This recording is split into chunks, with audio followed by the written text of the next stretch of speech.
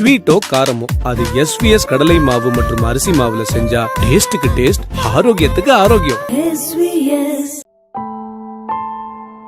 Hi viewers, இப்ப பார்க்க போற வீடியோ வந்து குர்குரே செய்ய போறேன். இது வந்து அரிசி மாவும் கடலை மாவும் வச்சு செய்ய போறேன். ரெண்டே பொருள் போதும், ஈஸியா குழந்தைங்க விரும்பி சாப்பிடுவாங்க.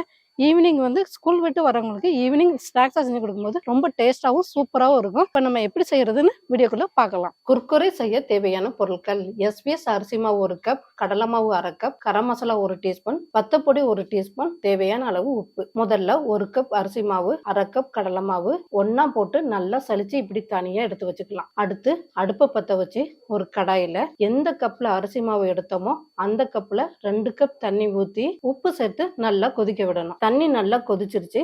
இப்போ சலிச்சு வச்சிருக்கிற மாவை உள்ள போட்டு 2 நிமிஷம் கிளறி விடுங்க.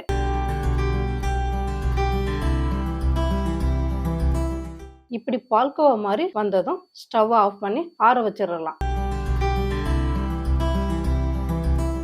மாவு சூடு ஆறிடுச்சு. லைட்டா மாவை பிணைஞ்சதும் இப்படி ரப்பர் மாதிரி இருக்கும். இதுதான் பதம். இப்போ 2 கையில எண்ணெயை தடவிக்கலாம். மாவு கொஞ்சமா எடுத்து இப்படி உள்ளங்கையில ரவுண்டா உருட்டிக்கிட்டு தேய்ச்சா போதும், குர்குரே மாதிரியே வந்துடும். ரொம்ப சின்னதா இல்லாம இப்படி மீடியமா ஒவ்வொன்னா தேய்ச்சி மொத்தமா எடுத்து வச்சுக்கலாம்.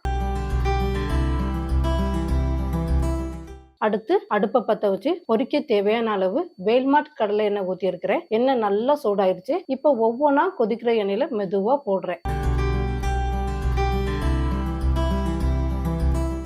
நல்லா வேகட்டும். 1 நிமிஷம் கழிச்சு திருப்பி விடலாம்.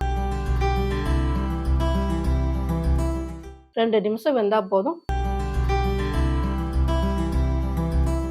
பாருங்க, இப்ப லைட் எல்லோ கலர்ல வந்துருச்சு. இப்படி வந்ததும் எண்ணெயை நல்லா வடிய விட்டு எடுத்துடலாம். அவ்வளவுதான், குர்குரே ரெடி.